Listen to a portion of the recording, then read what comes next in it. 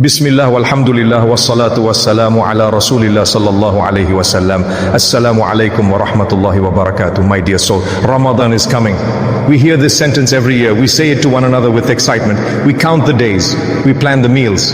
We rearrange our schedules. We talk about shopping lists, recipes and routines. And yet quietly, something often remains untouched. The heart. Many of us enter Ramadan with busy hands, but an unprepared soul. We promised ourselves last Ramadan that things would change. We said this time will be different. We felt emotional in the nights. We made dua with tears. We felt close to Allah subhanahu wa ta'ala. And then Ramadan passed. Life returned to normal. Habits returned. Distractions returned. And those promises slowly faded. This is not a criticism. It is a human reality. Allah subhanahu wa ta'ala knows our weakness, and that is why He keeps inviting us back. But today, before Ramadan arrives, there is a gentle question we must ask ourselves, without guilt and without pressure.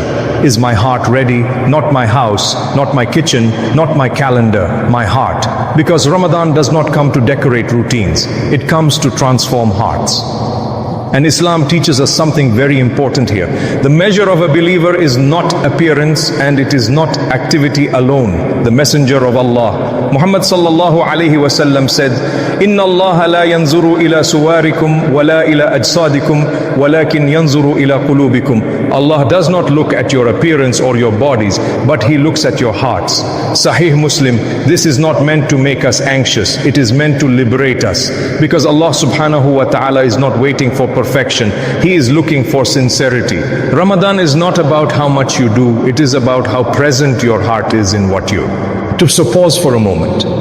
Ask yourself honestly and kindly, will this Ramadan be different, or will it pass like the others? Are we preparing lists but not souls? Are we planning meals but neglecting meanings? Are we counting days but forgetting purpose? This reflection is not meant to discourage you. It is meant to wake you up gently, before Ramadan wakes you up suddenly.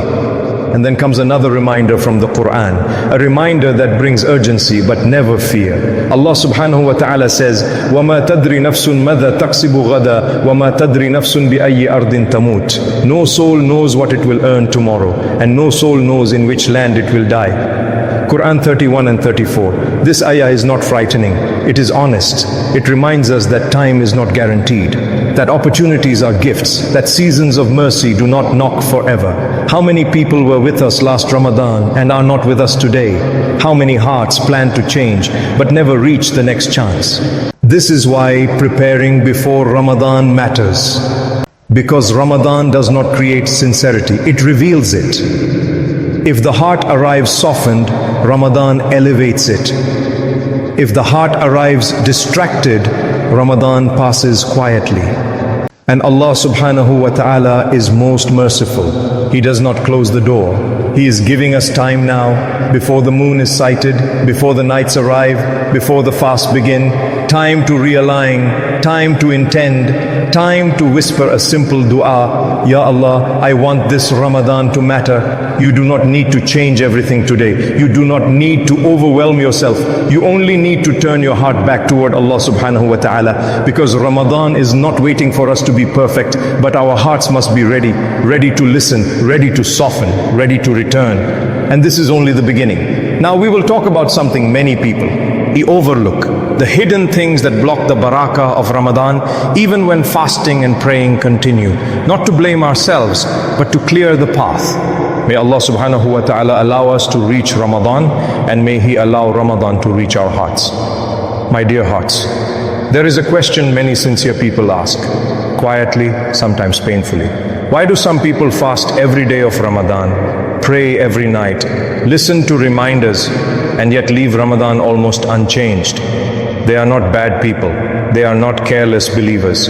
They wanted to improve. So what happened?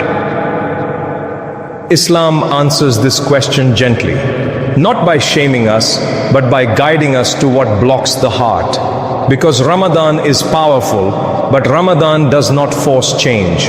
It multiplies what already exists in the heart. And sometimes certain obstacles stand quietly in the way. The first of these is something we often underestimate: lingering sins. Not the sins we regret and struggle against, but the sins we have made peace with. sins that we no longer feel uncomfortable about. Habits we say everyone does it. Actions we postpone dealing with. These sins do not cancel Ramadan, but they harden the heart. Allah subhanahu wa ta'ala describes this with great clarity. كَلَّا بَلْ رَنَ عَلَىٰ قُلُوبِهِمْ مَا كَانُوا يَكْسِبُونَ. No, rather a covering has come over their hearts because of what they used to earn. Quran 83, ayah 14. This covering is not permanent. It is not a punishment meant to destroy us. It is a signal that something needs attention. Ramadan does not magically erase what we refuse to leave, but it softens the heart for those who are willing to let go. And this is why delaying change can be dangerous. We often say, I will stop in Ramadan. I will repent when Ramadan begins. But Ramadan rewards the one who arrives prepared. Which brings us to the second blocker, one that hurts deeply. Broken relationships and grudges. Hearts can be fasting while holding resentment. Tongues can recite Quran while the chest carries bitterness. And this blocks mercy more than we realize. The Messenger of Allah Muhammad sallallahu alayhi wasallam said, تُعْرَضُ الْأَعْمَالُ فِي كُلِّ إِثْنَيْنِ وَخَمِيسٍ فَيَغْفِرُ اللَّهُ لِكُلِّ عَبْدٍ لَا يُشْرِكُ بِاللَّهِ شَيْئًا إِلَّا رَجُلًا كَانَتْ بَيْنَهُ وَبَيْنَ آخِهِ شَحْنًا. Deeds are presented every Monday and Thursday, and Allah forgives everyone who does not associate anything with Him except the one who has hatred between him and his brother. Sahih Muslim, notice the mercy here. Allah subhanahu wa ta'ala is ready to forgive. Forgiveness is open, but grudges delay it. This does not mean you must allow harm. It does not mean you excuse injustice. It means you release the poison from your own heart. Forgiveness is not for them, it is for you. Because a heart carrying resentment cannot fully carry the light of Ramadan. Then there is a third obstacle, very subtle yet very common, delaying Tawbah. We think Tawbah needs the right time, a special moment, a perfect state. But Tawbah is not an event, it is a return. Allah subhanahu wa ta'ala calls us clearly, وَتُوبُوا إِلَى اللَّهِ جَمِيعًا أَيُّهَا الْمُؤْمِنُونَ. O believers, turn to Allah in repentance, all of you. Quran 24, ayah 31, not tomorrow, not when Ramadan starts. Now, because Tawbah before Ramadan changes how Ramadan is experienced. The heart that repents early enters Ramadan lighter, more receptive, more hopeful. And this is where balance is essential. Allah subhanahu wa ta'ala is most merciful. No sin is greater than His forgiveness, but mercy responds to sincerity. Ramadan does not benefit the one who says, I will change later. Ramadan benefits the one who says, Ya Allah, I am trying. And here is an important reminder. Not everyone who struggles is blocked, and not everyone who is consistent is sincere. This is why we do not compare ourselves to others. We look inward. Because Ramadan multiplies what already exists. If sincerity exists, it multiplies sincerity. If heedlessness exists, it multiplies distraction. This is not meant to scare us. It is meant to empower us. Because every blocker we mentioned is within our ability to address. One sin to leave, one person to forgive, one sincere tawbah to make. Small steps open big doors. And this leads us to the most hopeful question of all. If these things block the barakah of Ramadan, then what opens the door fully? What prepares the heart gently, without pressure and without overwhelm?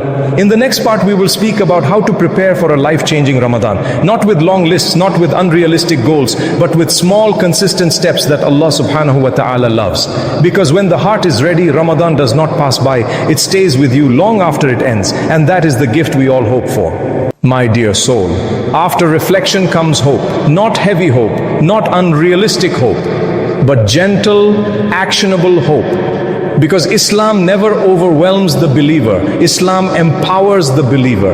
And this is where many people misunderstand preparation. They think preparing for Ramadan means doing everything at once, fixing every flaw, changing every habit, becoming someone completely new overnight. And when that feels impossible, they do nothing. But Allah subhanahu wa ta'ala does not ask for overload. He asks for consistency. The Messenger of Allah, Muhammad sallallahu alayhi wasallam, taught us a principle that removes pressure from the soul. Ahabbul a'mali ila Allahi adwamuha wa in qalla. The most beloved deeds to Allah are those that are consistent, even if small. Sahih al-Bukhari, Sahih Muslim, this hadith is a mercy. It tells you that Allah subhanahu wa ta'ala is not looking for exhaustion. He is looking for continuity. So instead of asking, how much can I do this Ramadan? Ask a gentler question. What can I sustain? This is how life-changing Ramadans are built. Not with dramatic beginnings, but with steady steps. Start small. Fix one prayer. Not all 5 at once if that feels overwhelming.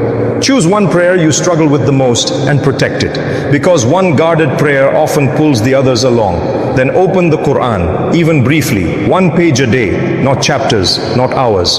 1 page read with presence is more powerful than many pages read without attention. Let the Quran hear your voice before Ramadan arrives. Then choose one sin to leave, not everything at once.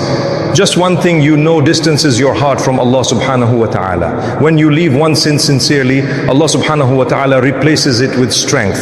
Then forgive one person, not because they deserve it, but because your heart deserves peace. Forgiveness is not weakness, it is clarity. And finally, write one dua list, not for the world, for your heart. Write what you truly want from Ramadan. Guidance, consistency, closeness, forgiveness. These small steps may feel insignificant, but they are beloved to Allah subhanahu wa ta'ala. And beloved deeds carry barakah. Now comes the most comforting truth of all. Preparation does not mean relying on yourself alone. It means walking forward while leaning on Allah subhanahu wa ta'ala. This is tawakkul, not passive waiting, not fear of failure, but effort with trust. Allah subhanahu wa ta'ala promises, وَمَنْ يَتَوَكَّلْ عَلَى اللَّهِ فَهُوَ حَسْبُهُ. And whoever relies upon Allah, He is sufficient for him. Quran 65 ayah 3. This ayah is not poetry, it is assurance. It means if you take one sincere step, Allah subhanahu wa ta'ala carries the rest. If you show intention, Allah subhanahu wa ta'ala opens doors. If you stumble, Allah subhanahu wa ta'ala does not turn away.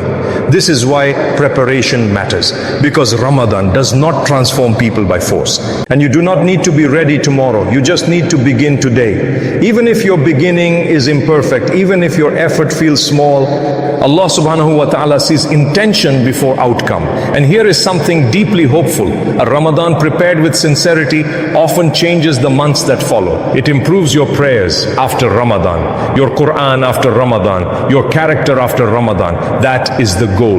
Not a temporary high, but a lasting shift. So as Ramadan approaches, do not ask yourself, will I be perfect? Ask yourself, will I show up sincerely? Because Allah subhanahu wa ta'ala does not ask for flawless servants. He loves returning servants. And if you begin preparing now, gently, honestly, this Ramadan may be the one that changes not just your month, but your direction. May Allah subhanahu wa ta'ala allow us to reach Ramadan. May He allow Ramadan to change our hearts, and may He accept even our smallest efforts. Ameen. Now close your eyes, raise your hands and whisper with me, Allahumma ballighna Ramadan wa la taj'alhu akhir al-ahdi minna. Allahumma ighfir lana ma qaddamna wa ma akharna wa ma asrarna wa ma a'lanna wa ma anta a'lamu bihi minna. Ya Allah, in kanat qulubuna qad qasat falayyinha bi dhikrik wa in ibta'adat farudha ilayk raddan jamila. Ya Rabb, la nadkhulu Ramadan bi quwwatina bal nadkhuluhu bi da'fina wa hajatina ilayk. Allahumma ghir qulubana qabla an tughira ayyamana wa aslih nayatina qabla a'malina. Allahumma jalna من من سم رمضان إيمانا واحتسابا وقامه إخلاصا وتوكلا. اللهم تقبل منا رمضان قبل أن ينتهي وتقبل منا دعاءنا قبل أن ننساه إنك أنت السميع العليم وأنت التواب الرحيم. Oh Allah, allow us to reach Ramadan and do not make it the last Ramadan of our lives. Oh Allah, forgive us for what we have done before and what we delayed, for what we hid and what we made public, and for what you know better about us than we know ourselves. Oh Allah, if our hearts have become hard, soften them through your remembrance. And if they have drifted away, return them to you with a beautiful return. Our Lord, we do not enter Ramadan through our strength, but through our weakness and our need for you. Oh Allah, change our hearts before you change our days. Purify our intentions before our actions begin. Oh Allah, make us among those who fast Ramadan with true faith and sincere hope, and who stand in prayer with sincerity and reliance upon you. Oh Allah, accept Ramadan from us before it ends, and accept our supplications before we forget them. Indeed, you are the all-hearing, the all-knowing, and you are the most accepting of repentance, the most merciful. Amin Ya Rabbal Alameen. My beloved brothers, my beloved sisters, before you scroll away, pause for a moment. If this reminder stirred something in your heart, if it made you reflect even quietly, then this message was meant for you. Press like, not for us, but so this reminder reaches another heart that may be waiting for Ramadan without realizing how close it already is. Now ask yourself honestly, do you want this Ramadan to pass, or do you want it to change you? If your heart whispered, I want to change, write in the comments, Ya Allah, let me reach Ramadan with a prepared heart. Let this comment section become a place of collective intention.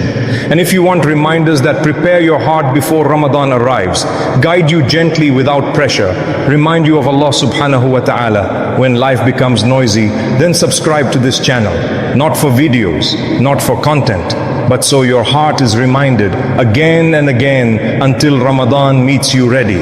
Because we do not know if we will reach another Ramadan, but we can prepare starting now. May Allah subhanahu wa ta'ala allow us to reach Ramadan, and may He allow Ramadan to reach our hearts. Amin.